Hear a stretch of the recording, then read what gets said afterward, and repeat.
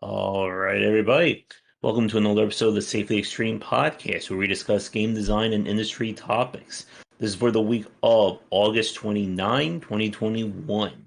We are almost out of the summer season, but we still have some amazing topics lined up. Joining me, as always, my co-host from Nexus Games, Sharky. Hello, everybody. And again, the same as usual, not from Nexus Games for too much longer because we're going to be renaming the company. All right. The infinite rename. There we go. But for this week, this is considered, I guess, either part 2 or part 3 of our series talking about the not-so-secrets to success as a game developer. Last week, we wrapped up our mega list discussing about the importance of aesthetics in games. And we're going to be continuing things with starting off with marketing. And if you want to catch those previous episodes, you'll find links to them in the descriptions of my video. I'm sure in Shark's when he puts it up. Yeah, I'll have to definitely put that up in the bod. But we are, like I said, we're going to be starting with the idea of marketing. And this is something, again, that any one of the topics that we discuss for probably going to be into a part 3, maybe even a part 4, could very well be standalone episodes because they are very important when it comes to succeeding in the game industry. And yeah, because this series of shows is an overview rather than a detailed explanation of all these things. I mean, we have detailed explanations of a lot of these things on our shows. Maybe after we finish this, maybe we'll go back and do detailed explanations of anything that we haven't done already. Yeah. And if people will have suggestions of which ones for us to cover, let us know. So, talking about the idea of like branding, why marketing matters. That for a lot of developers, I think this is an area where we see, I think this is like one of the two major points where a lot of indie developers fail on. This idea that you have to do marketing for your game. And more often than not, when I hear developers complain and they cry on Twitter about why their games aren't selling, why no one's buying their game, usually marketing is either, in the top 3 or 5 reasons why their game isn't doing well. Yeah. Or something marketing related, like art. Hmm. Yeah. Which we talked about art on our last episode. Yep. And And, marketing is often seen as something separate from game development. mhm, Something not a part of it, something that doesn't matter, or sometimes it matters, but it doesn't matter enough to be involved with the development until the very, very end. And the last thing you want to do is start marketing at the last second. Now then, they we always talk about what you can see from the outside and what you can see from the inside of development of studios, mhm, and this is where marketing really is this vast contrast between outside and inside, because from mhm, the outside it does look like everything is just at the end, kind of thing, yeah.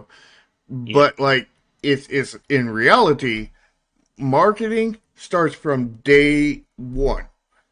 And I also want to clarify what you just said there about a lot of people see marketing as something that starts at the end. This is something that we spoke about last time when it comes to understanding why a game succeeds and fails. And a lot of people assume that, oh, a developer spends 5 years of their life making an amazing game, then they spend 1 month of marketing, and the game magically succeeds. No, No. it doesn't work like that. And as Shark said, you need to be doing, or you need to be considering and thinking about your marketing plans as early into the development as you can. Like the second that you have something concrete and you start thinking to yourself, this is the game I want to make, you should start considering how you're going to promote that and let people know about it. Yeah, that's when marketing starts, and Mm-hmm. it starts off as a planning process. You spend most of the development of the game planning, and so there's this long ramp up where you're getting together plans. We know that this is how we're going to sell our game. Whether it's a free to play, mobile, or you know, paid mobile, or or just paid game, or just free to play game on PC, or a VR game, or any other aspect. You find that out, and then you start planning. Okay, so this is what we're planning on doing platform wise. So, and this is our target market that we're aiming for our game. So now I can start planning my marketing around that. What do people want to see that is in this area? And also consider that into the art of the game, and whatnot. And you need to plan everything so that everything meshes well together, and that everything is planning out, that you're not just going to release a game and then do jack all after that. You want to plan that, when you release your store page, kind of thing, on before you release the store page, you contact a whole bunch of media, and you have them, excuse me, you tell them that you're going to release your game on this day, onto the onto the store page, not like just release game, but releasing the store page, and you make an event out of that, kind of thing. And all these different blocks you need to be planning. What am I going to do up to, um up to the point where you actually release, go public. And when you go public, that's when you're doing Facebook and Twitter, you know, trailer ads, store pages, all that stuff. And you don't want to do any of that stuff until that point. Yep. Now, then, And what you can do up to that point, and you need to be careful about not burning yourself out on this. So, keep that in mind. But what you can do is like dev logs, dev chats, several posts on different, game development discords, all kinds of other stuff that is, stuff that will help you in a very minor way. And those things, that's the reason why, dealing with burnout on that kind of thing is key, because it's not going to gain you very much. So you definitely don't want to burn yourself out when you're doing it. So keep that to a relative minimum. And when I say a relative minimum, I mean something that you can handle easily without burning out. Because if you burn out, then you screwed up the most important part of your marketing campaign. It would be better to not do that first part at all than it would be to to do a really good job, burn yourself out, and then just totally screw up the most important part when you go public. Yep, and there's two things that we need to talk about, and these are things that have come up that I see a lot of developers tend to screw up with when it comes to understanding the perception of marketing. The first one is that marketing is this like evil thing. It's something that only the slimy, developers are trying to screw over consumers are trying to do, but my game is art and I won't do any marketing whatsoever. And I hear this from a lot of first-time developers, students. I told everyone to start about when Ken and we were at a IGDA group, and like someone's like, I don't care if people pirate my game, I just want to make art. And we both kind of like looked at each other from across the room, in horror as we heard that story.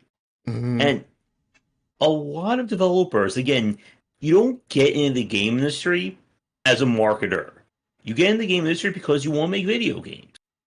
But like Shark said a few minutes ago, skills that involve marketing, the PR side, that kind of thing, they're not directly related to game development, but they are a part of running and managing a studio.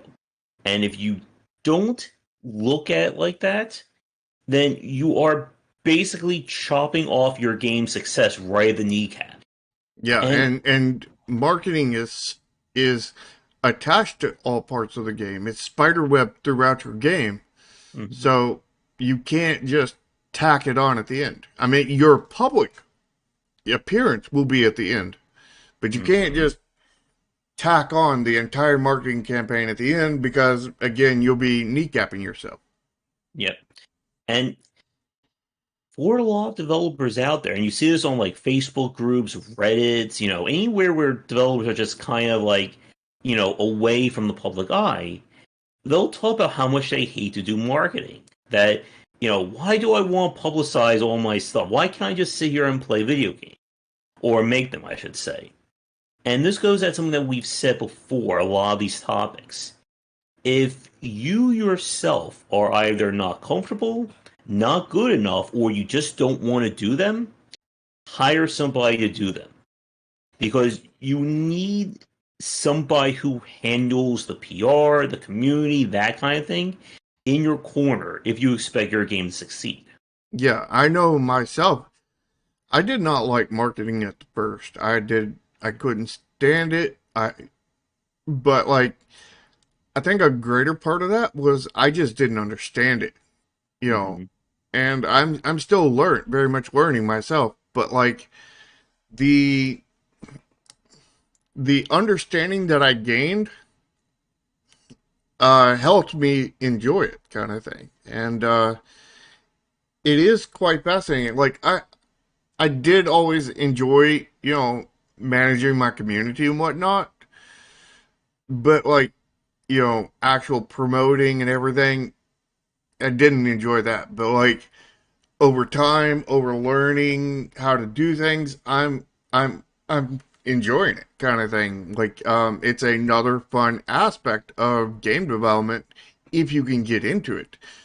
And you if the two main key things that almost everybody messes up on, that is the almost the quintessential two factors to whether your game succeeds or fails is the art and the marketing. If your art and marketing are on point, then your game has a really good chance at succeeding. And we're talking Yeah. about, not like 99%, but we're talking about like 20%, which is a lot better than what you would think otherwise, because most games have like, a fraction of a fraction of a fraction of a percent. And again, when we say about succeeding, we're talking about getting people to even check your game out in the first place. Mm-hmm. Good art and good marketing gets them through the door, but your gameplay and your game designs was going to keep them from refunding your game. So Mm-hmm. again, like this whole point isn't just, ignore gameplay, focus 100% on marketing. You don't want to do that either. No, no, no. But if you ignore gameplay and art, nothing else really matters. And that takes me to another point that comes up whenever we discuss about the importance of marketing. When I spoke with my friend Z from Serenity Forge, he came up with a very good analogy that there's as much business in the art as there is art in the business. And developers who typically tend to succeed understand both sides of it. There's this whole discussion, how you gotta put on your marketing hat or you put on your game designer hat, and it's either or. It's not like that.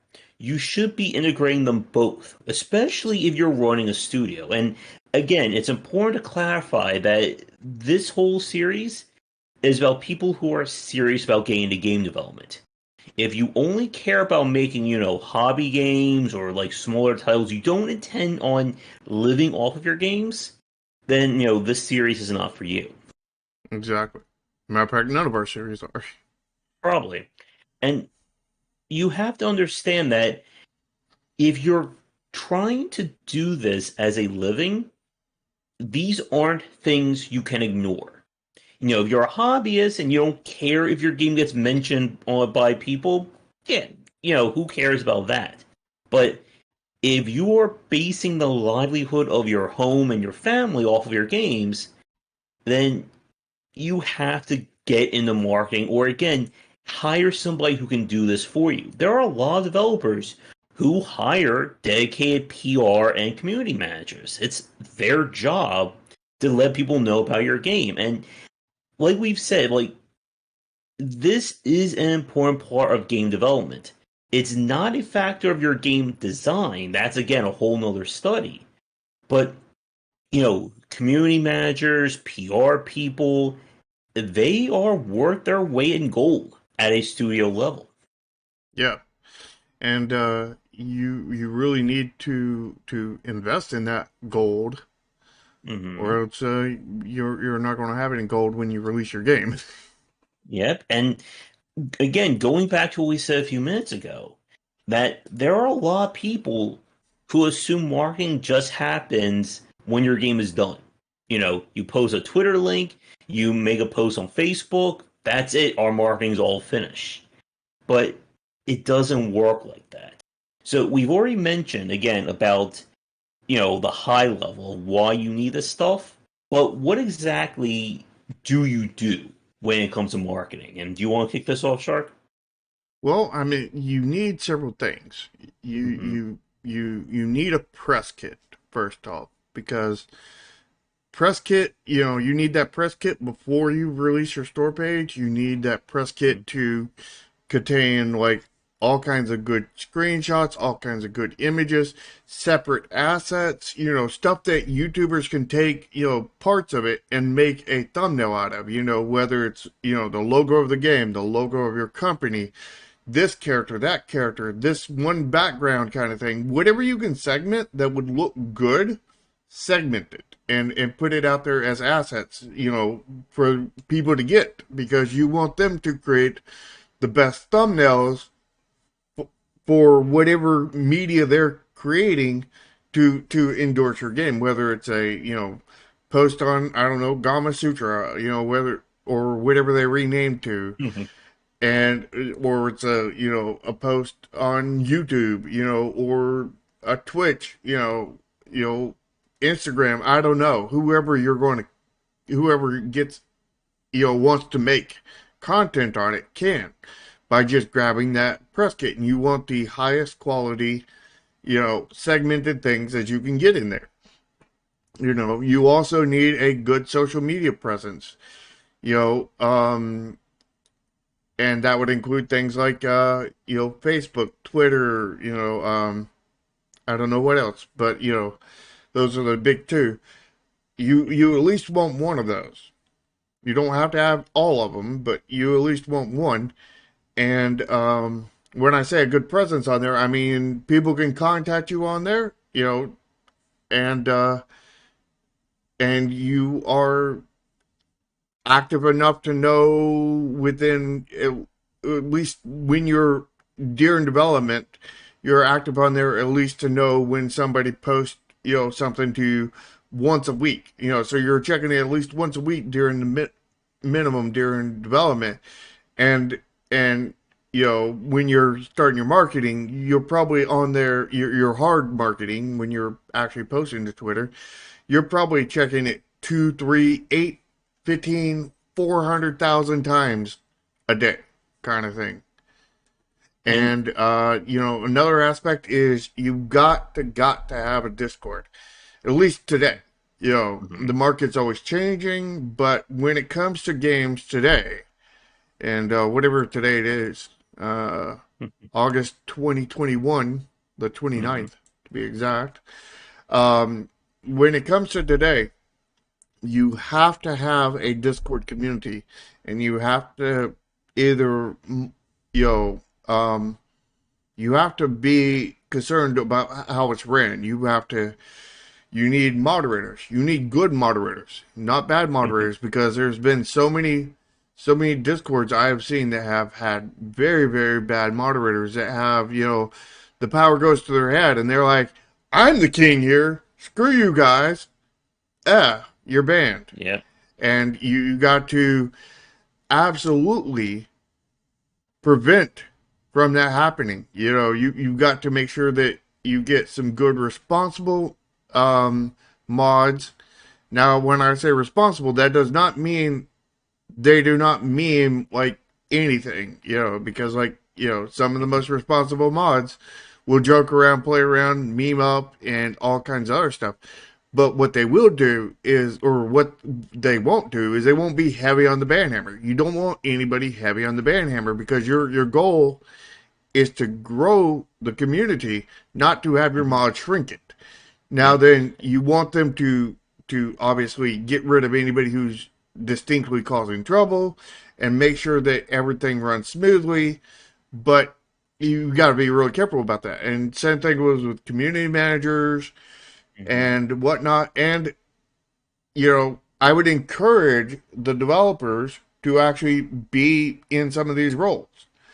But if you aren't, I would, at the minimum, be in that Discord talking at least once a week. Hold on one second. I just got the OBS kind of disconnected for a second. Uh-uh. All right. I think we're back. Hey guys, by the way, yeah, could you repeat that last part just in case OBS kind of hiccuped on YouTube? I don't know what I said in that last part. I think you said about the developer should be in some like Yeah, role in the PR. yeah. Even if you're hiring for community manager and moderators or whatever, and you're not taking any of those roles, you should still be Mhm. involved in the community. You should be posting there at Mhm. least semi regularly. At minimum once a week. You Mhm. want to, even if the others are running it, you don't want this to be their Discord for you. You want it to be your Discord kind of thing. You want to Yeah. have Okay. some interactions with Hmm. with the crowd. I would suggest more than that, but it's up to you. But I Yeah. would, the more the merrier kind of thing. And All you've right. got to have a company email that people can contact you on there, and make sure that contact information is everywhere you can put it. Yep. And and that goes back again to what should be on your press kit. You need to have contact information. You need to have information about your studio. The thing about what we're talking about right now is that people need to find a way to get in touch with you.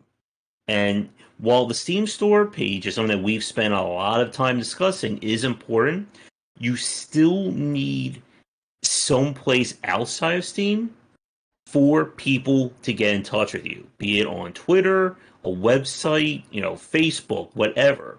You need for one thing, it's also good business to have a business email that people will get in touch with you for important things.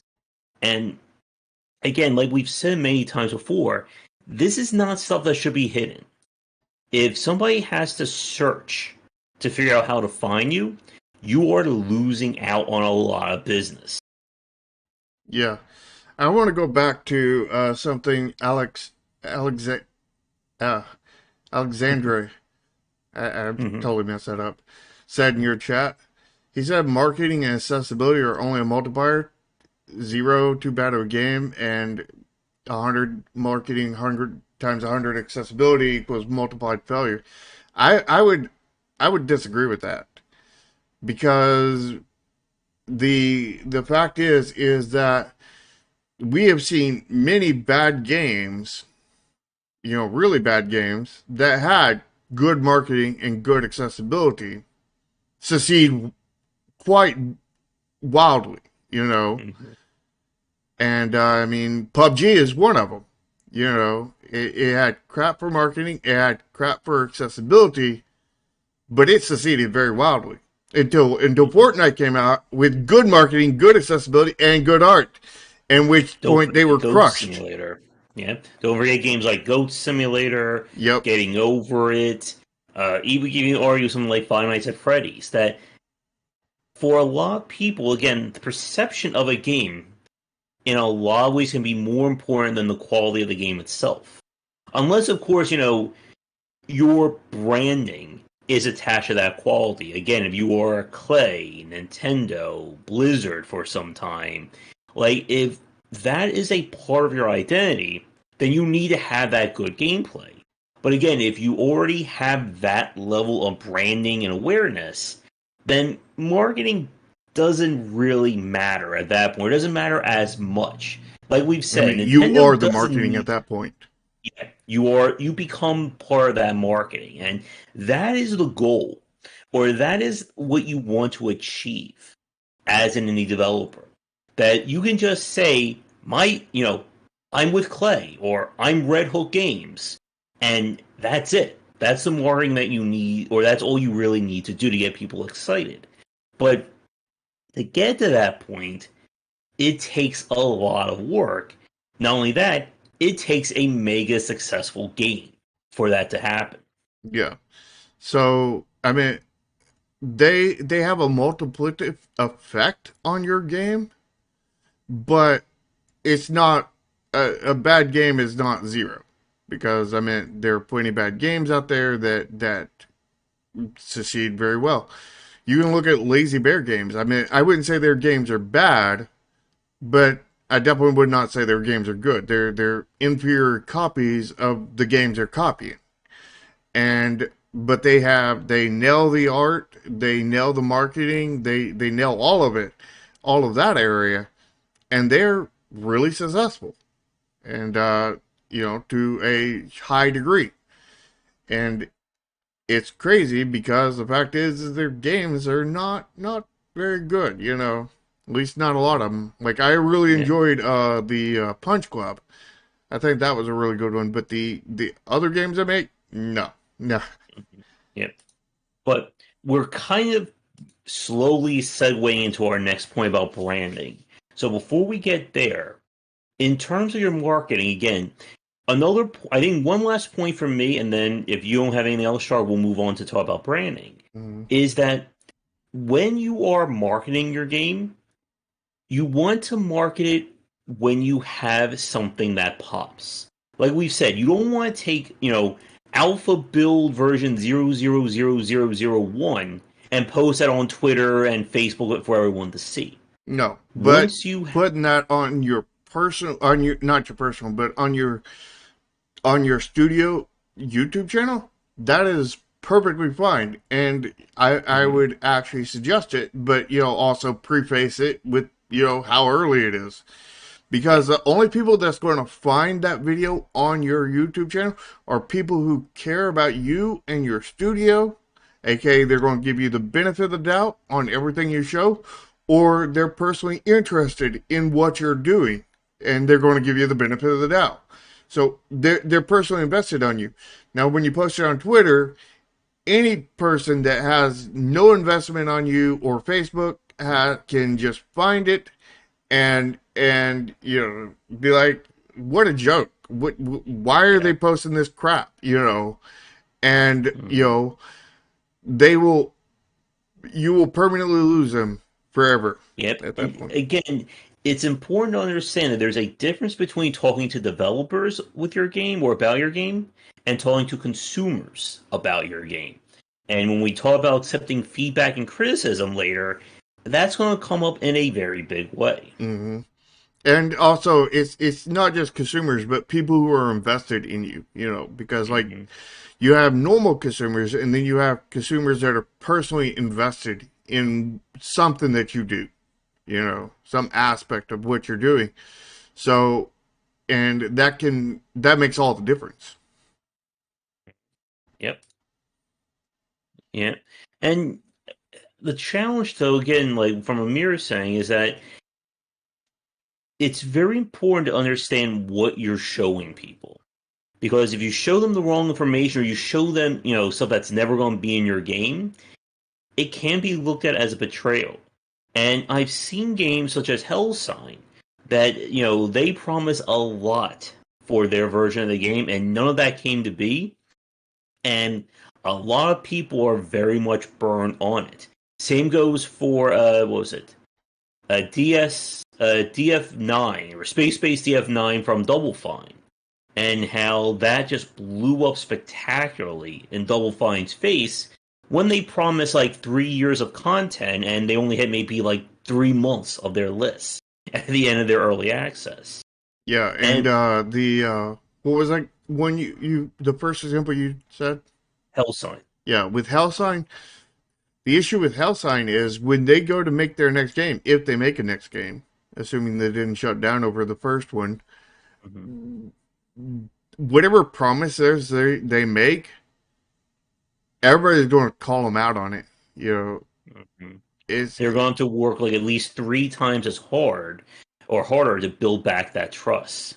yeah, and some of that trust is never going to be able to earn back Hmm. because it's they burned a lot of people with that. Yeah. And I think that is probably as good of a segue as we're going to get into talking about branding your company. Hmm. Anything else regarding marketing before we move on? No, I think that's it. I Okay. mean, at least without going to a deep dive into it. Yeah. From an overview, I think that's it. Okay. So let's talk about branding because this is kind of the next layer. So you've released your game, you've done a good job, people like it. It's time to start considering what your company means. And when it comes to branding, I think there's two distinct roles or two distinct points we want to discuss. The first is branding as an extension of your marketing. Like we've said, companies like Nintendo, Red Hook, Kid Fox, Clay, so on, that their names become synonymous with the games themselves. But then the other side of this is kind of having, I don't know how I want to say this, like your studio becomes a representative of your games. As in, if I buy a game from Kid Fox, I know what kind of game I'm going to get. Just as if I'm going to buy a game from Clay or Red Hook or any of the other examples I mentioned. Hmm. Yeah, you're as you release more and more games, you're building up the brand of your company, and of course, you want your branding to be of your actual company, aka your trademarks, also known as logos. A lot of people consider think about copyrights, trademarks are something that they're not. Here's a boiled down view of what trademarks and copyrights are. Hashtag I'm not a lawyer. Hashtag ask a lawyer. Uh, and it depends. Ask a lawyer. Um, but the core concept is a trademark is a logo. You know, like you see the Game Wisdom underneath Josh here. That logo right there, that's his trademark. You see the Nexus Games that's going to be changing underneath mine, and that's my trademark. One of them. The shark is also, one of my trademarks. Was the bird the word? Yeah, the bird is the word. And the now copyrights are referring to very specific aspects of very specific things that has to be very much wrote down in detail, and you're basically not going to have any of those unless you have a lot of money. Mm-hmm. So basically, unless you have a lot of money, besides like infringing on other people's copyrights, don't worry about copyrights, because copyrights is not for you to make at that point, So just worry about trademarks, and trademarks are just branding logos of like your company and whatnot, and just make sure you get those. You need logos that are clear, usually very few colors, and very readable. And most of them are most part just text. If you look at the current Nexus Games logo, you have the word Nexus. It has a little bit of different colors there for the X. It has games underneath it in a smaller font. And then it has just a circle with an N spelled out in dots. Very, very simple. You look at Josh's Game Wisdom logo, and it's just got Game Wisdom text, and then it's got a little treasure box, or a loot box, as Josh likes to call them, underneath his logo. He's very much into loot boxes. And he's got, it's very, very simple. And he's only got 2 colors in his, where I've got like, 4 or 5 colors in mine. But very simple, mostly text, but they're clean and they're very readable. And and you want that to be a very clean and very readable thing, and very identifiable, because that's the main part of a trademark is identification. You want people to look at that logo and not even have to read it and just know who it is. They see it. It's uniquely identifiable, and bam. Because now when you post that someplace, people are like, oh, I know who that is. I know what I'm going to get from them because their history of games have been really, really good, or their, history of YouTube podcasts are really good, or whatever it is, and that's the key to branding your company kind of thing, is a really good trademark / logo. Mm-hmm. And then you take that logo and you need to give it something to apply with, whether it's YouTube podcasts, games, or whatever. You build up a history of, preferably good stuff, because you don't want your brand known for shitty stuff, because, yeah, it's not good. And the goal of this is that you want your fans to not only be fans of your game, but to be fans of your studio. Because this is how you start kind of growing your awareness among consumers. That you want people to not only check you out because, hey, I made a really good RPG, or I made a really good first-person shooter, or whatever. You want them checked out because, hey, this studio is really great. I want to see what they're doing next. And this allows companies like Kit Fox and Clay to kind of not exactly go completely out of their comfort zone, but to experiment with ideas. Again, if you look at Clay, Don't Starve and Auction Not Included are very different experiences. Just like Hot Lava and Invisible Ink or Mark of the Ninja. But it's not about saying that your fans are going to buy every one of your games sight unseen. If the first person shooter fan is going to buy the visual novel game, and the visual novel game is going to buy the platformer game. But what you want them to do is say, hey, I enjoyed game A. Maybe I'll give game B a try, even though it's not my particular genre. But I trust this studio. Is that person going to be somebody who's going to, play that game 100% of the way? Probably not. But maybe. But, yeah, you never know. But you may be able to get them to become a fan of that genre. Or more specifically, they may grow to like you even more. They may say, you know what? I may not be a first-person shooter fan, but I like your version of it.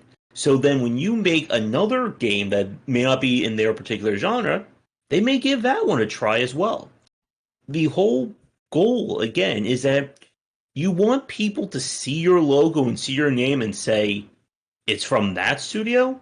I'm buying it right now, or I'm going to, wish list this, or I'm going to check it out, because this studio has been on the up and up. They, all their games have been enjoyable, and I want to see them keep doing it. Yeah, which is why the logo is so important, because once you build yourself up, your logo / trademark itself becomes marketing. Because we see this at many E3s to where they show like basically nothing in this like 50-second trailer to where you're just seeing a landscape, and then it's slowly drawing back, and it's the most boring thing ever. And then 50 seconds in, it puts up Bethesda, and then everybody goes, ah! Screaming and hooting and everything else. You want that, but you don't want to be Bethesda, because there's lots of things wrong with Bethesda. But you want their logo, their trademark builds that reaction because of the history of people who like their games, kind of thing. Yep. And your logo, your trademark becomes marketing through that, but you need a history attached to that trademark / logo. And like From Software, their logo, according to Google, is just black box with white text. That's it. But again, it's about that name. It's about that recognition. Again, like Red Hook, like even infamous examples like EA. A lot of people see EA's logo and they go, no, not another EA game." Yeah, and your brand, your trademark can also turn into anti-marketing if you put a history of bad stuff behind it, like EA, Take-Two, Bethesda, Activision, Blizzard. Active Blizzard. Yeah. Blizzard Active. Almost every AAA. And again, as an indie developer, this is not something that you should be, 100% focused on, especially if you're on your first or even your second or third game. But you should have a brand for the first game and the second game and the third game, because you never know when you're going to hit it big, and you also need to be building up a history anyway. So you need it from the start, but a logo, a trademark / branding logo is not hard to either make or get made, kind of thing. If you're not an artist, you can pay somebody on Fiverr probably a few bucks to get one made to your liking. And, it'll be the cheapest part of game development you've ever had, Yep.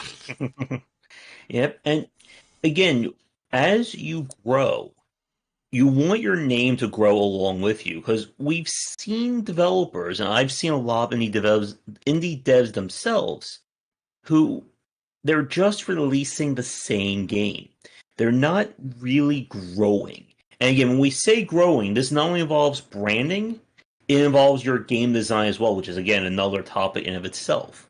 But the ultimate goal, you want to be attracting more people with each of your games.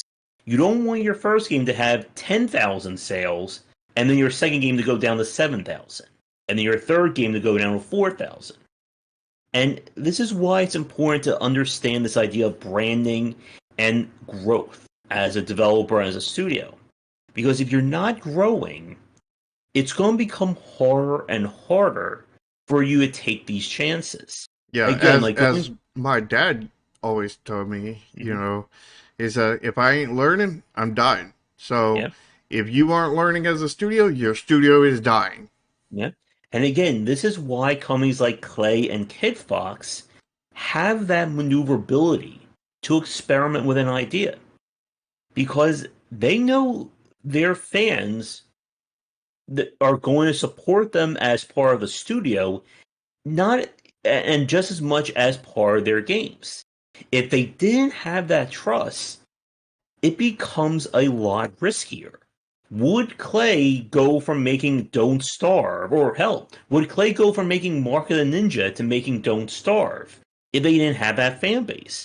Would they have gone from Don't Starve to making Oxygen Not Included? Again, they are very different genres. And like we've said, it's very risky Well, at I the mean, studio. they kind of are because, I mean, they're both survival games. But I think Oxygen Not Included hits different marks compared to Yeah, Don't Starve. yeah. And would they have experimented if they didn't have that backing? Because, like we said, it is very risky as a studio to do completely different or kind of go outside your wheelhouse. If you're a studio known for making first person shooters, and then one day you decide, let's make a turn based RPG, a lot of people are going to have that, record scratch moment going, huh? Why are they doing that? But again, Yeah, you have a company like Nintendo, and they can go from making a Mario platformer to a party game to a kart racer to a real time strategy game to an RPG. I think the only genre they haven't hit yet is first person shooter, which maybe that'll be the new Smash game. well, no, I mean, they have hit first-person shooter, not with Mario, though. They hit it with Splatoon. But, you And know, Splatoon third person, yeah, but you are right, and they've done fighting games with arms, and yep, of course Smash. yep. And And again, here's the question, though. What do you think about a company that goes from a tactical RPG to a CCG? sounds pay to win.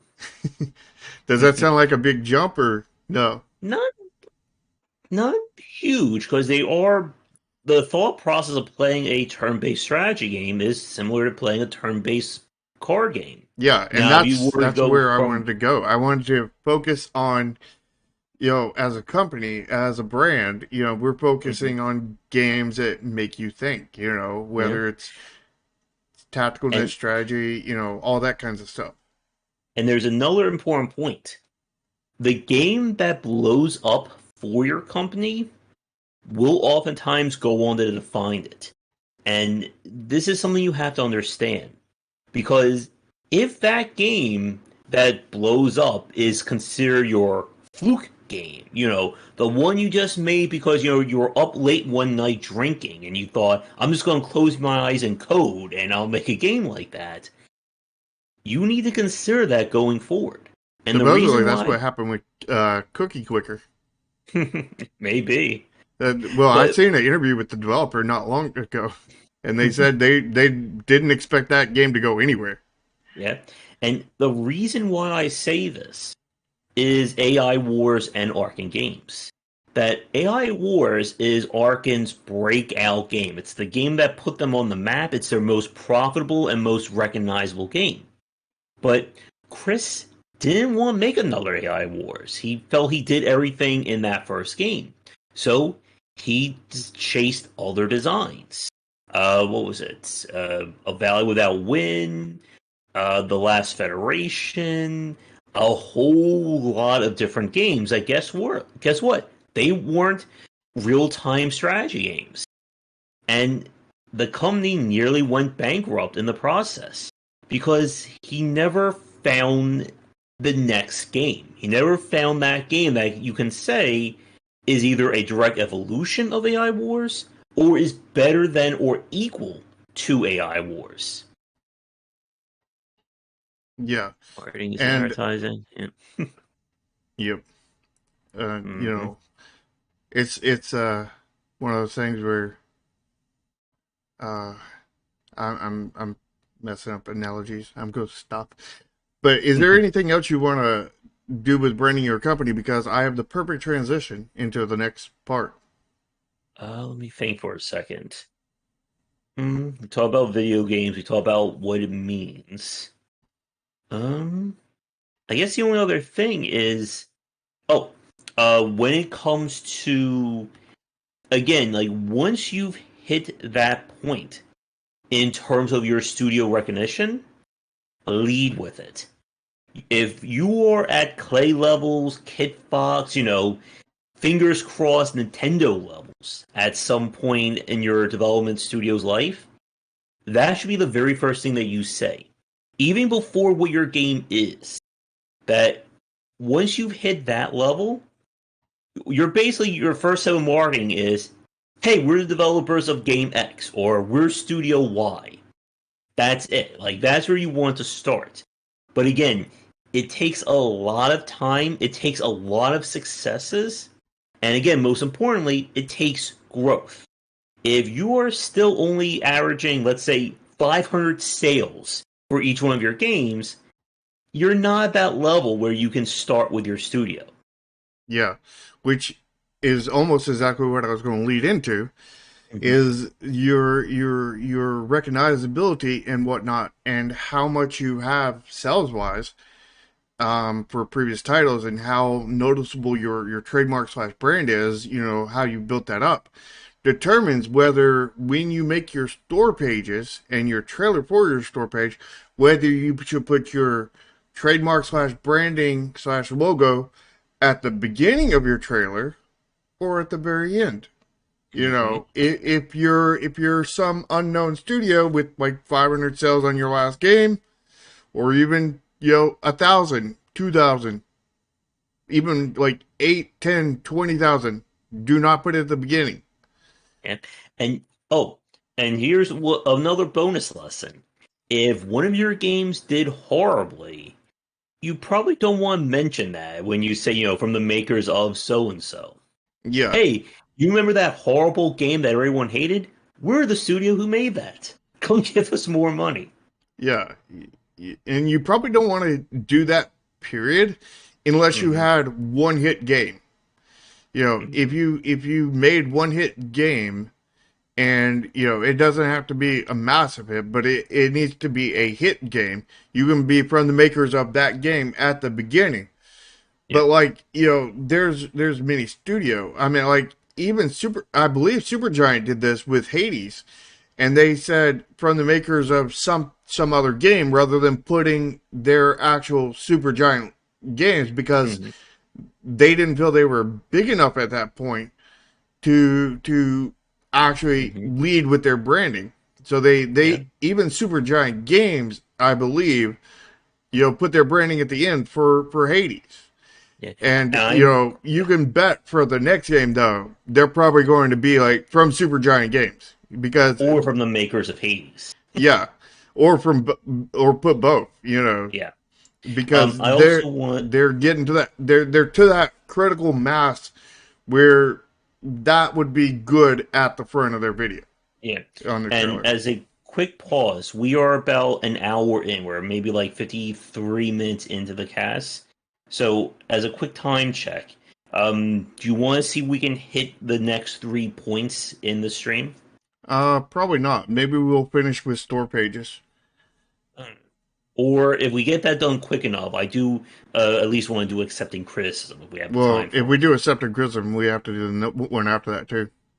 Mm, So we'll see. we'll see But where the store pages takes us, and then see if we want to go two topics after that. yeah, all right. So with that, let's move on and talk about store pages because the last two topics, branding your company and why marketing matters, all of this is very much intertwined. And your store page is its own unique beast when it comes to building your game's reputation and building its marketing. It's And also again, the most key part of your marketing strategy. Specifically, one part of your store page, the trailer, is the most important thing you'll ever do when it comes to marketing. yep, and for those of you who don't know, we do a show every week where we try and review indie game store pages, indie inquiries. Which, for those of you watching this live on Sunday, we're going to try have another episode tomorrow around 4 p.m. ET. And when we review store pages, there is a huge line between bad, good, and even amazing store pages. Mm-hmm. And the point about this, I think it's important to clarify this for people watching, what we're talking about is not going to guarantee success for your game and your company. There is no such thing as a 100% guarantee. Yeah. But what we're doing is trying to mitigate those risks. We're trying to give your game the best possible chance at surviving. It's kind of like, do you go into the wilderness with a flashlight and wearing clothes, or do you go in the wilderness with a GPS, a ready to prepare tent, fire starters, and all that other great stuff? Or do you go into the wilderness butt naked with not a thing on you, which is what a Mm-hmm. lot of indie developers tend to do. Mm-hmm. And you can survive that way. Like we've said, Some people it's can. not. Yep, it's not 0 or 100%. It's more like maybe 2% and maybe 99%. And the thing is that developers who do everything right can fail, just as developers who do everything wrong can succeed. Mm-hmm. I don't But know if I agree with your percentages, but yeah, it's it is very much a, how hard are you going to make this on you? And the harder you Mhm. make it on you, the more dependent on luck you're going to be. Because the fact is you're by doing these things to make it quote unquote easier is not actually making it quote unquote easier. It's to succeed. What it's doing is it's taking out points where you would have to deal with luck, you know.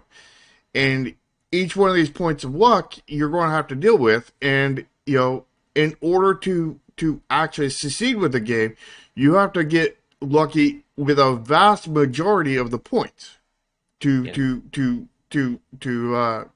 get success.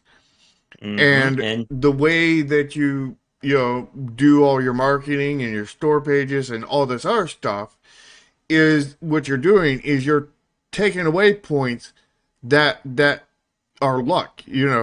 Instead of having to be lucky that somebody likes your screenshots, put out a screenshot that everybody will like. Instead of yep. being lucky that somebody will hit your buy button despite having a horrible, horrible trailer, put out an amazing trailer that will blow their socks off And and make them want to make them buy it.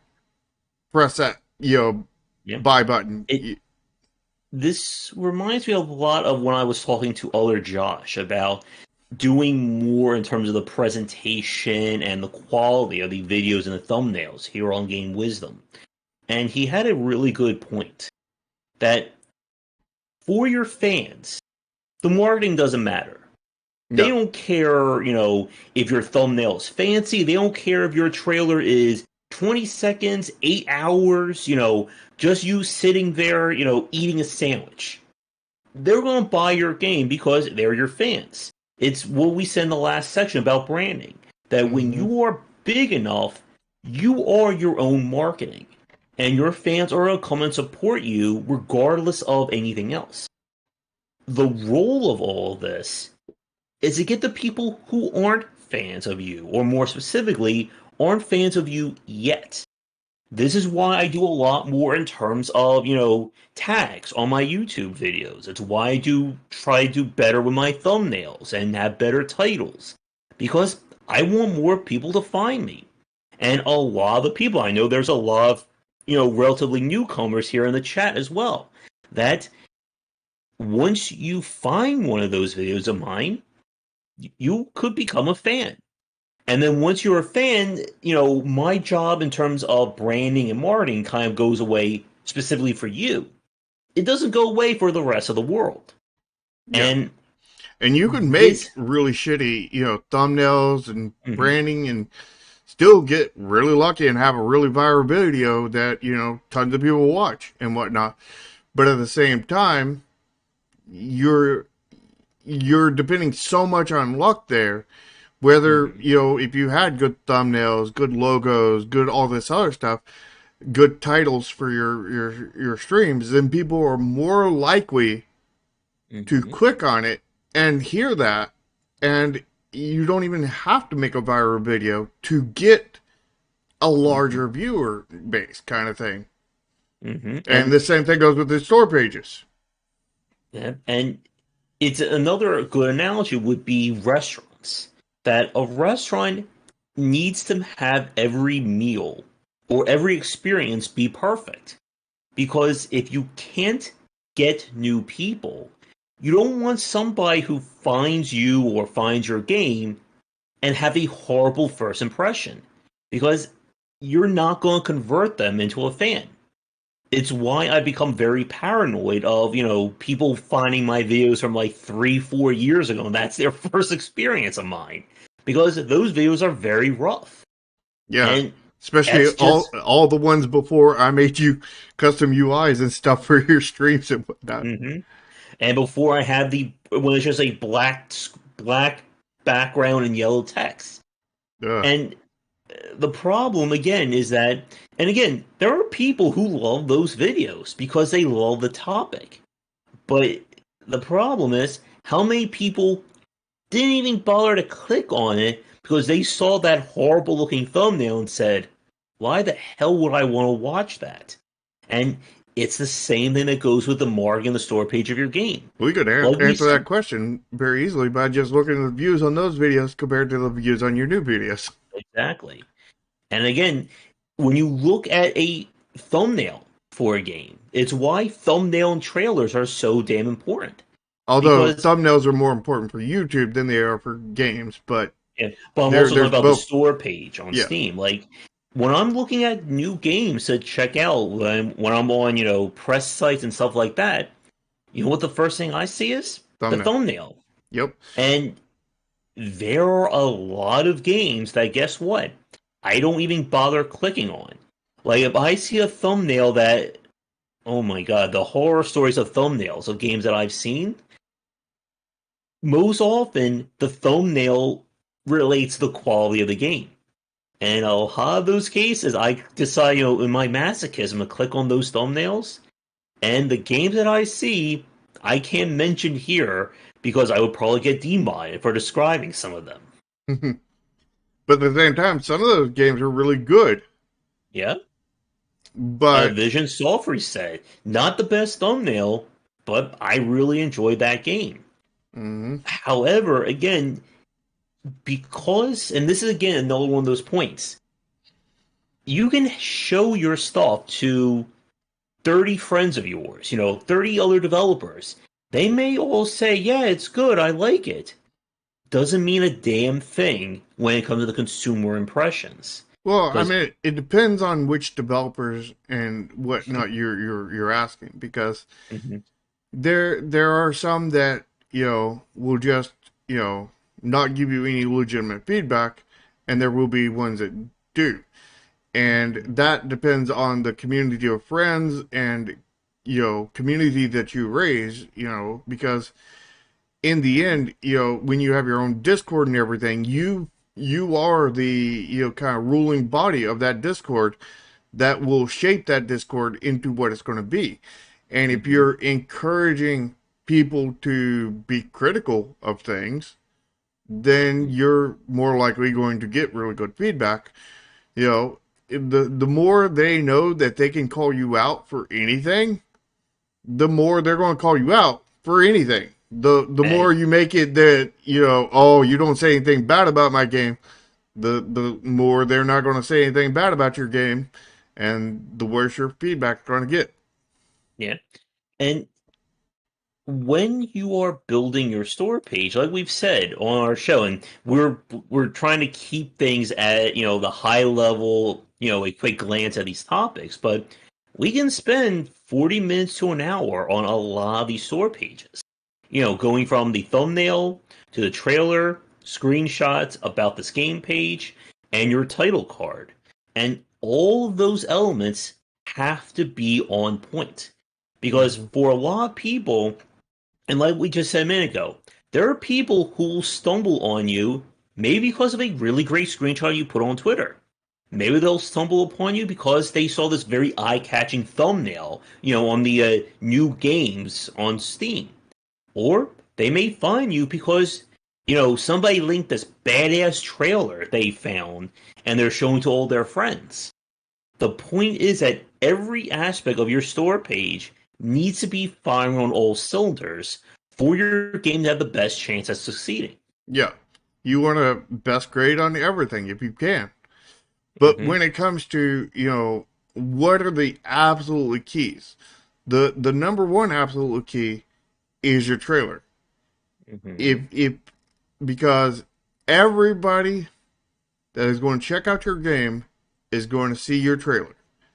And they're And going to see it off of Steam as well. yeah, Because they may get posted on Twitter, YouTube, Facebook, social media. It's going to get passed around. which is why you have to have a good call to action in there telling them that the game is coming out on Steam or mobile or whatever Or platform. GOG, whatever. Because we see a lot of trailers that do not include where that is because they just assume that, the trailer's only going to be on Steam, so, Or they won't job have a done. release date on it, even though they know when their game's going to come out.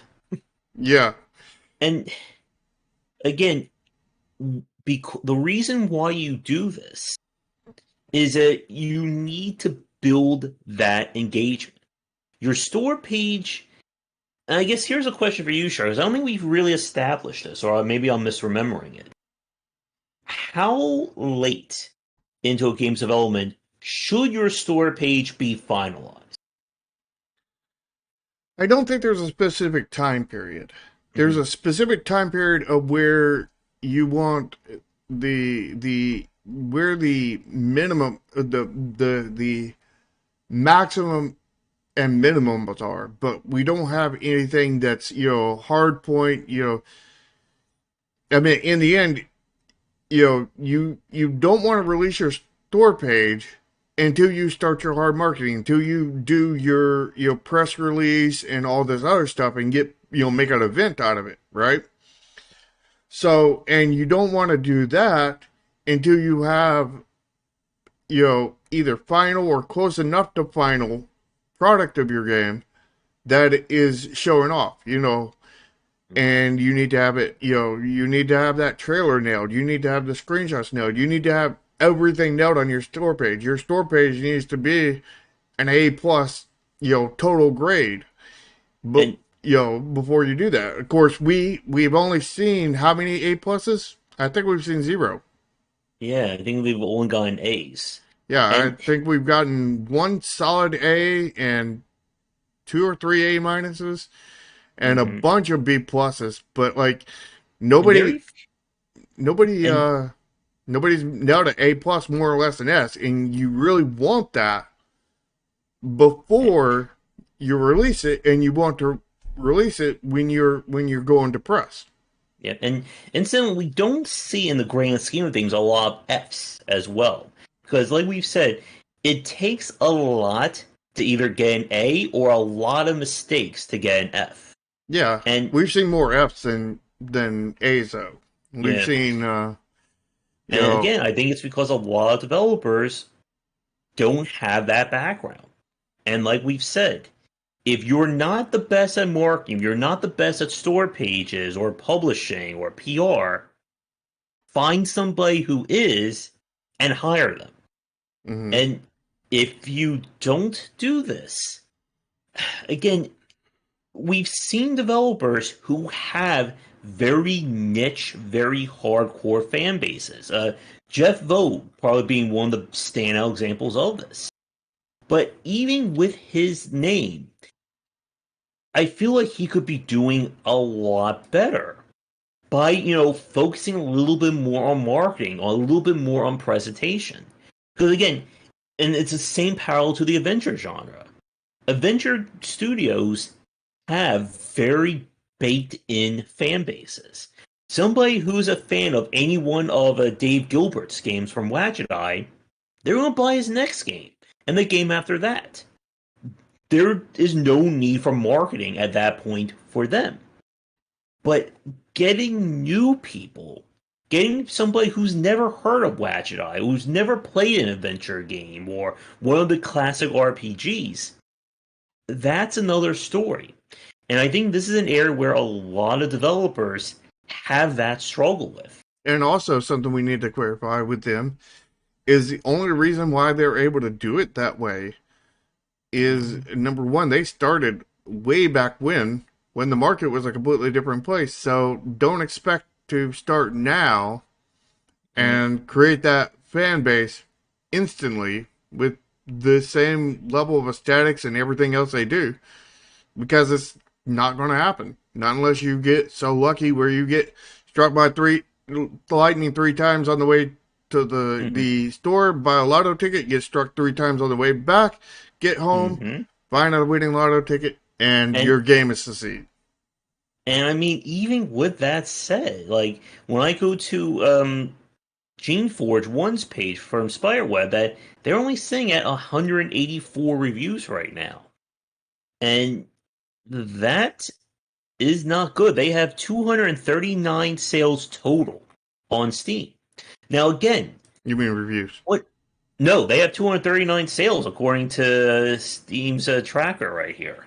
Oh, well, that's not 100%, but yeah.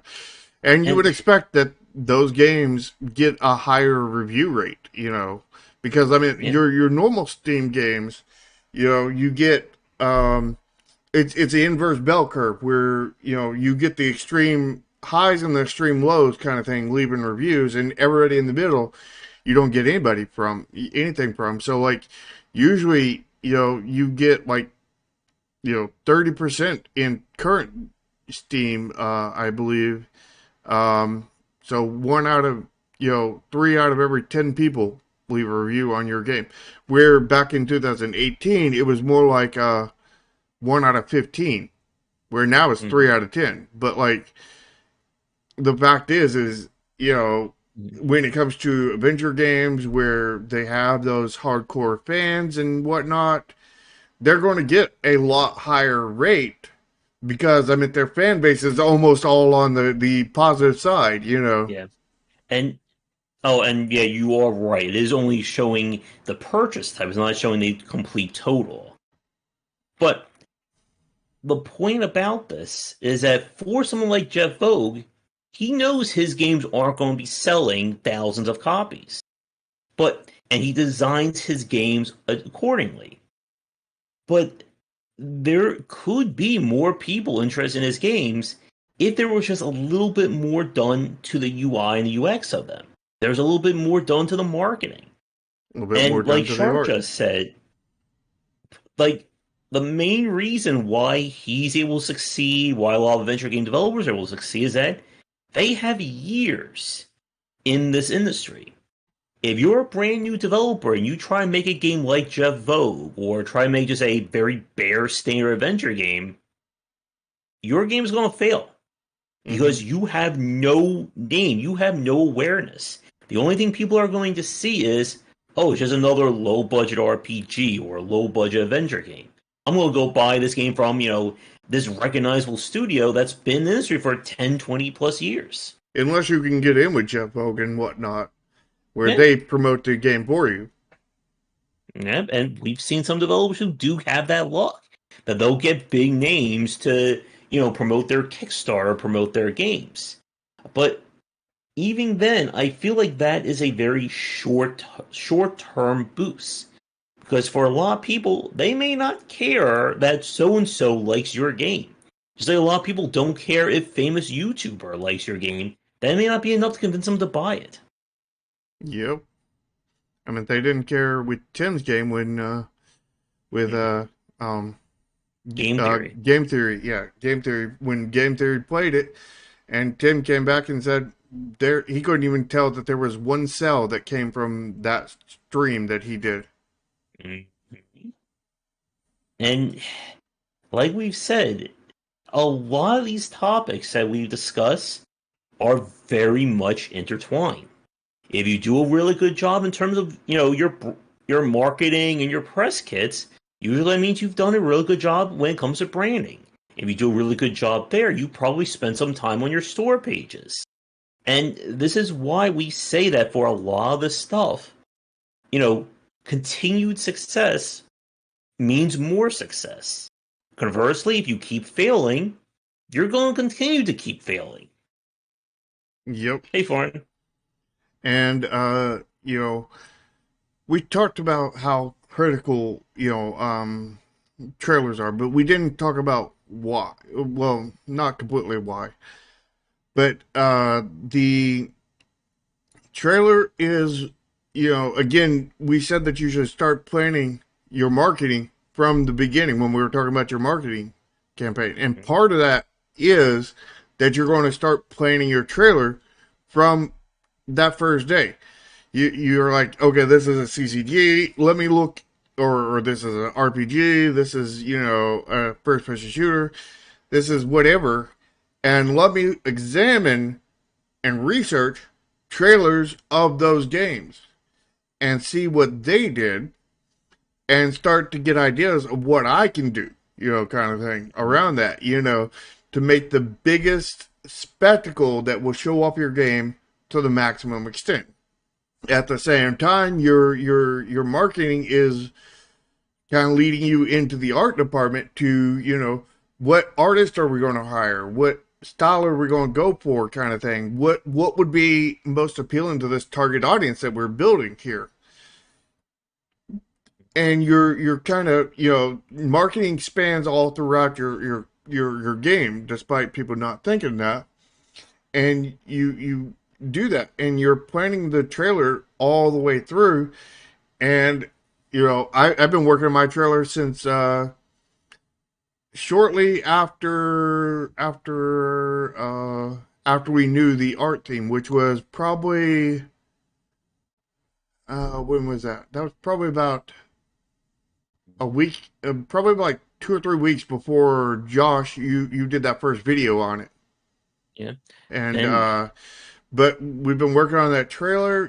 We haven't actually started making the trailer, just planning processes, done a little bit of storyboarding kind of thing, all kinds of different things there, and preparing for that trailer.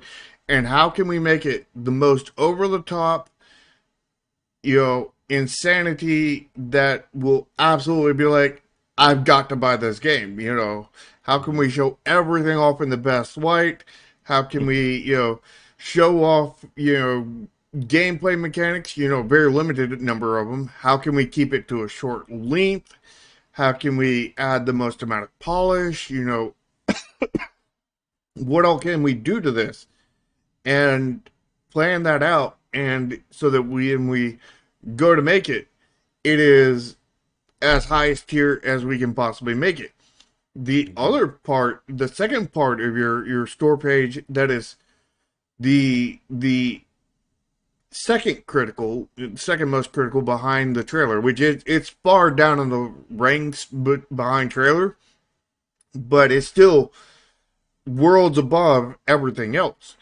And that is your thumbnail, which Josh talked about a little bit. And your thumbnail is not going to be important for everybody, but it is going to be important from places where they see that thumbnail first, which would be influencers, streamers, people who go onto press sites. Yeah, all your press sites, anybody who's, browsing through Steam or whatever marketplace you're selling your game on. If you're selling it on the, iPhone or whatever, the Apple marketplace, whatever they call that, the Google Play Store, whatever page that is where your game is listed, you're going to see that thumbnail. And wherever you see that thumbnail, and that's the first thing you see, that's when it's going to be really critical. Now, if they're coming from Twitter or anywhere else, they're not going to see your thumbnail before they click on your game. They're going to see it after they click on your game, which at that point it's not important really at all. But Yeah. the thing is you don't want to kneecap yourself for everybody who's going to see it You from don't want a other. weak link in your store page. I Yeah, think it's an important point. yeah, Yep. And like we said a few minutes ago, that what Sark just said, that there are going to be people who will never even bother looking at your thumbnail. All they did was saw, an amazing clip on YouTube, click the store page link, hopefully that's in the description, and buy your game. Somebody else may never even see your trailer. They may just be scrolling down, look at this badass thumbnail, click on that, and go, okay, yeah, I'll look at that. The point, though, is you don't want one part of your store page to be kind of like the anchor that sinks the whole thing. yeah. And another thing that we didn't mention that it's important to say, well, actually two things. We didn't mention the about this game section and the title card. But speaking or like keeping in line with branding and marketing, your title card is very important because this is how the Steam algorithm is going to promote your game. Like I said a few minutes ago, success will often breed more success. And if your game does really well in its first week and you have all your tags and the algorithm likes you, well, Steam's going to start promoting it. Like, as an interesting point, It's more day one than week one. As an interesting point, I'm seeing on the front page of Steam that Sprocket game, the one that we reviewed like 2 weeks ago, that is mentioned on the front page of Steam right now. And that is a very big deal for them. And if your game does really well, guess what? Steam's going to continue to market it. It's why, every time I look up a deck builder or an RPG or something along those lines, Slay the Spire shows up, or Dead Cells, or Hades. And if you don't do well, and if you don't have that immediate success, Steam's going to bury you. Yeah, because the Steam algorithm works based off of the more money you've made them, the more marketing they're going to give you. And that means that if you do not make good money on day one of your game's release, Steam's going to bury you. And if you still don't make good money by week one, they're going to bury you even farther. They're going to dig that hole even deeper. And every time you don't make them a certain tier of money kind of thing, they're going to bury you deeper. But here's the thing, is they will also bury you before you even release based off of your wish list. If your wish list are not high enough, then they will bury you based off of that. So, like, there's multiple stages of burying. But, like, if your store page is all together like S plus kind of thing, then the fact is you're not going to get buried, and you're going to sell in wish list. You're going to sell in sales. You're going to sell in all this other stuff. You may also sell in refunds if your gameplay loop is not good, but like. You're going to sell in these areas, which is going to have Steam promote you more or just bury you less kind of thing. The higher you can get. And when we do our reviews, so many people end up in the C range because C is average. This is your average games. This is what people normally do kind of thing. In a year from now, if people watch our show and everybody's making S plus pages, then the current S plus pages will then become C pages. And it'd be a lot easier to get an F and way, way, way, way harder to get an S plus. But, not everybody watches our show. So, take that as your advantage, watching our show and getting better sales than everybody else. And what we've seen again is that a lot of people or a lot of the companies, or when these games are released, that if they don't do immediately well, they're not going to get it anywhere near the amount of sales they could have. And this is again why I said at the start that a lot of indie developers really struggle when it comes to understanding why a game did good or poorly. And there was this whole stink on Twitter, and Kotaku picked it up about, this developer who decided to quit because too many people refunded his game. But when we looked at the store page and when I looked at kind of like the stuff surrounding this game, there were a lot of other issues going on with it. A lot of red And flags. yeah, and again, another thing you have to understand is that very rarely does somebody fail because of one thing. You didn't cross your T and dot your I, so your game fails. It doesn't really happen like that. More often than not, it's a cascading It's a cumulative series of effect. failings. What was that? It's a cumulative effect. Yeah. That you screwed up one thing, so you probably screwed up another thing, and then another, and another. And like I said, it's why success breeds success and failure breeds failure here. That if your game, if your trailer looks horrible, a lot of people will probably assume, well, if the trailer is bad, probably your game is bad. And if your game is bad, you probably didn't do a lot in terms of marketing. And if you didn't do a lot in terms of marketing, probably didn't think about how important UI UX is. And we just see how so many of these little things will end up sinking a game. Yeah, but there is a few key aspects that will sink your game on their own, Mm-hmm. and your art aesthetics is one of those. Because Yep. you can have a solid game, you can have solid UI UX, you can not perfect but solid.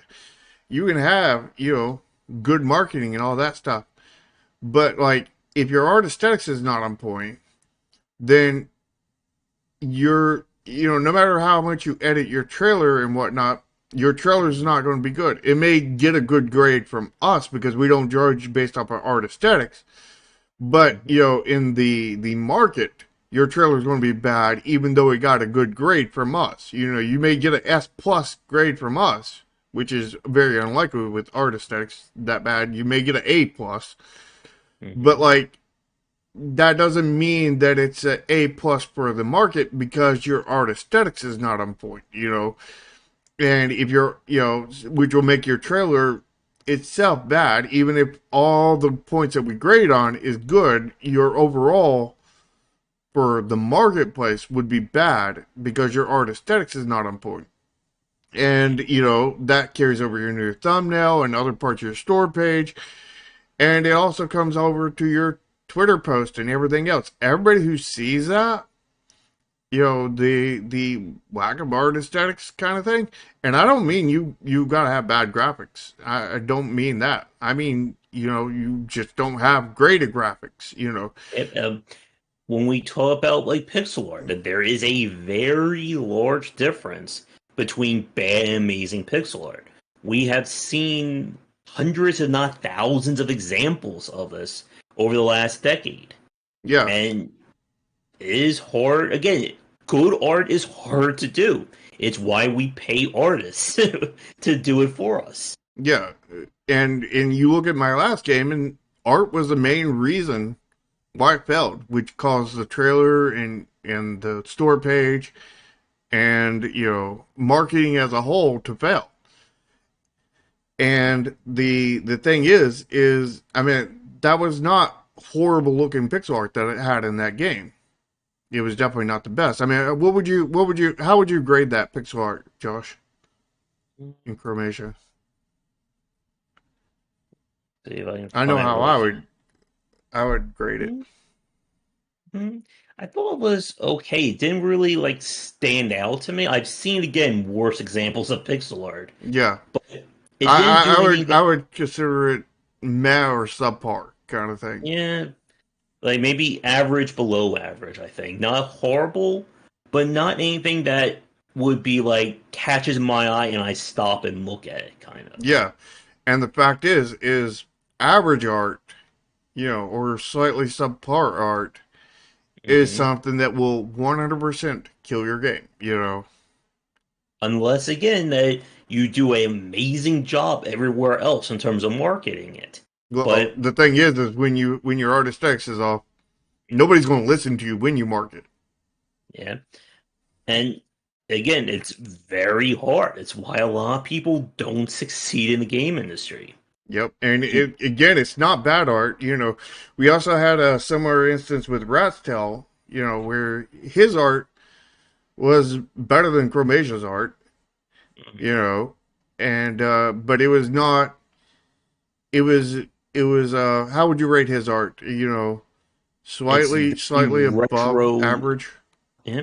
It's, solid pixel art. But, you put that next to something like Owlboy, or, the games from Locomilito, or, any of the, like, very amazing examples that we've seen, like, during looking at the Summer Festival or the Gamescom Festival. And people expect more these days. They expect more in every genre. And if Uh, you can't convey that to people, they're not going to be interested in your game. Resto's game was what? Candy. You raid the factory, I think. Yeah, I was going to call it Candy Factory, and I was like, no, that's not right. But And like, his, the fact is while his art was not bad, neither was mine. The fact is when you compare it to the market, mhm, the games that succeed in the market, it was bad by comparison, and yeah, that's where you get killed, kind of thing. You know, this is why you have to decent, read the market. not bad, slightly above average, art is going to absolutely fail these days, and that's really really sad. But like, Yeah, and, it's a truth of the market, and you need art aesthetics that blows people's socks off. yeah. And this is why we're also seeing kind of the value of games go up in the last 2 to 3 years. Because more developers are realizing, hey, we need to put a lot more into this game. We want people to even buy it. And when we do that, we can raise that price up. It's why We the have to average raise the price on, price up to be able to afford to do it. of course, it's why the average price today is like 19.99 to 24.99, when 4 years ago it was maybe 9.99 to 14.99. Yeah, And like it's good. four, It's good.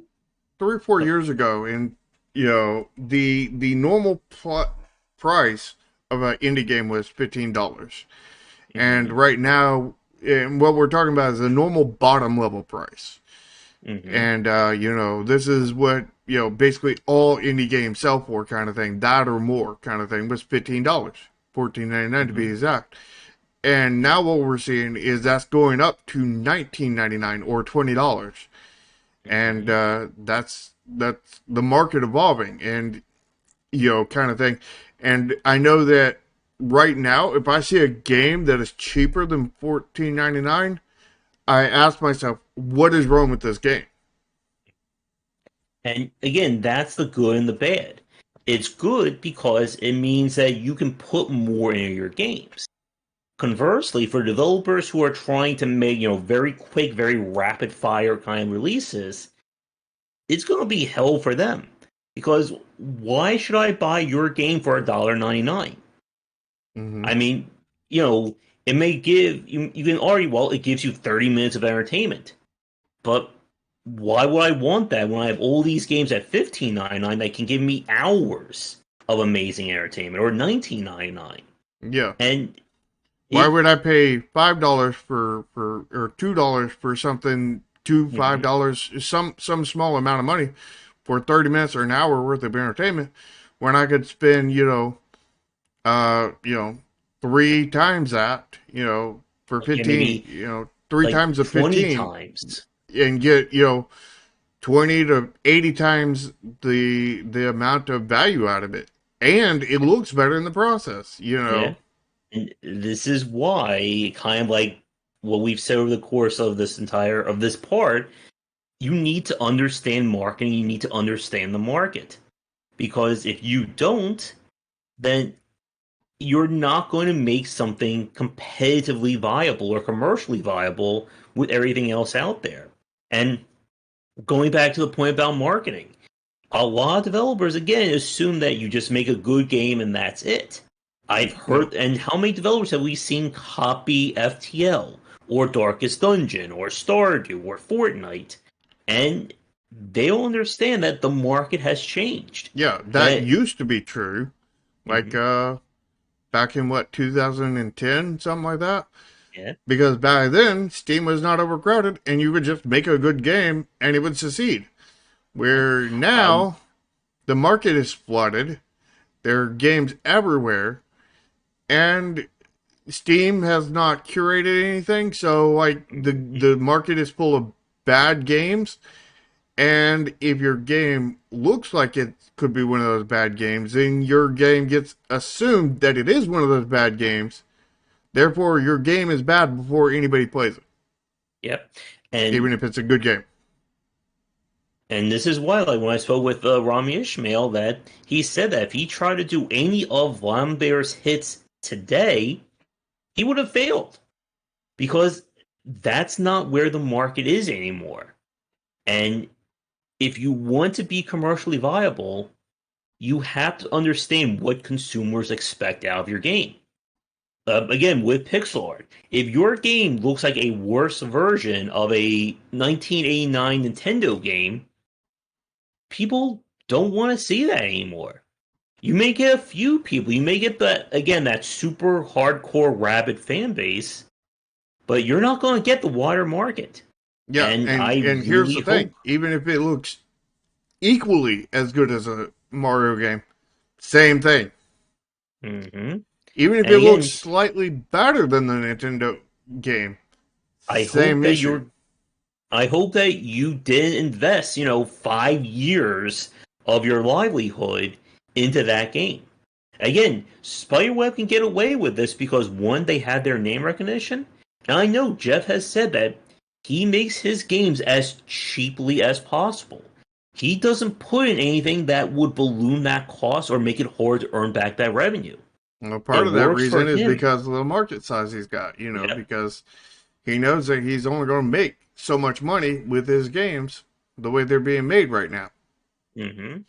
I mean, he could certainly take a chance. He could try and make a game that's, BioWare adjacent in terms of, quality and aesthetics. But if that game fails, that could kill his studio. That could ruin everything. That would probably definitely kill it. Hmm. And And see, the thing he needs to learn is he needs Bioware magic. hmm And once he has Bioware magic, everything will succeed. of course. And again, it's important again to grow that if you want more people to play your games, you need to be putting in more effort. You need to be showing people that there is this sense of progression in terms of the quality of your games. It shouldn't just be A this. flatline. It's yep. And Because you know what flatlines are in medical terms. mhm. Death. Like a Soldak, they make some incredibly complicated ARPGs, but they are very poor in terms of aesthetics and getting new people to play them. And it is tough. We just say just make better art. That could be part three, 30 seconds. If you want to succeed, just do good art. That's all you need. That'll be the whole talk. Yeah. But we are over an hour and a half for sure. So I don't think I want to get into Two more play topics. testing and criticism yet, because I think these three, I think this is a good kind of flow for these three right now. Yep. So So I think there's definitely going to be a couple more parts. probably at least part four, maybe even a part five at this rate. And keep in mind, we still have the other one after that. Which one is that? You remember how we started up the series that it was going to be three things, Mm-hmm. three parts, and then this middle part is expanded into a bunch of parts? Well, we Yeah. still have that third part after we Yeah. finish this list. Oh, goody. Well, at least we're good on topics for a short while. Yep. So, anything that we didn't touch on when it comes to the store page that you want to end on, Shark? Well, we talked about how you wanted your store page to be quality wise, as Hmm. of, you need it 100% on point, you need it close to final everything that you show there, and you need enough difference in what you show there, kind of thing. But, and also not too soon when too late before you release it. You want it released at least several months before your game actually releases. But at the same time, we didn't talk about releasing it earlier than that. And you don't want to go too early. You even if the quality is there, I don't think you want to go more than, a year and a half before you actually release a game kind of thing. Because like, I mean, having that extra time out there will give you time to build up wish list, which is good. But the longer time you leave those wish lists hanging, the more likely they are to forget about you. And you Yeah. don't want to be forgotten about, because then those wish lists do not matter at all. Yep. And you need to keep that momentum going in terms of your marketing. That Mm-hmm. once you kind of get into the full swing of things, you can't stop with it. Like with again, I always go back to Red Hook Games and Darkest Dungeon that they are showing a lot. They show very frequently new concept art, new art of their characters. They've been doing interviews. They're keeping things going in terms of their marketing. Mm-hmm. And this is how you keep that engagement up. Again, marketing is not just, hey, I have a new game coming out in 2 years, and that's the only tweet you ever make about it. People want to keep excited about it. And And if you fail, they're not going to come back. yeah, and keeping that excitement is exactly a big part of the reason why you don't start your hard marketing until near the end. You Yeah. know, You need to have the very best art and aesthetics that you can do to show people. You don't want to make your store page trailer using all the assets that you took from the Unity store that you haven't touched up or did anything with, for version 0.001 of your game. yeah. Now the way you really excel kind of thing at your hard marketing is it needs to be over a short period of time. Hmm. And the reason why that is, and when I say short period of time, I mean, it depends on how much you have to offer for your game, because like you need to plan out a whole bunch of stuff, and this is a thing I can show, this is a thing I can show, and have this whole back catalog kind of thing of things that you can show off, kind of thing, and have all those prepared, or at least semi prepared at the point, to that that you're gonna, and then you judge from that how short or long to make your campaign. But Hmm. basically, if you think about it, the way marketing works, you're building up hype basically. And what happens would be is, let's say you release, a moment of hype at 2 years before release, and you get Hmm. this giant spike, and then there's nothing after that, and it instantly falls down, and the level that you were having before, let's say it was 30 people, we're just going to say 30, now it's that bottom level is now 35 people, and then you have another spike at like a year and a half, and again, now it's, that bottom level is at 40 and whatnot, and that is not causing you to grow, really, because you're just getting, you get a whole huge spike, but then you lose everybody basically. Yeah. So And, the way to do it is you need spikes to intersect with spikes. So before, when a spike goes up to really high, and then mhm. either right before it starts to come down or right when it starts to come down, you do something else that builds a spike off of that spike, and then you build another spike off of that spike, and then if you flatlined after that, which you don't want to do, but if you did flatline like after that, your flatline wouldn't be at like, you know, 30 or 40 like the other one would be. It would be at You- like you- 10,000.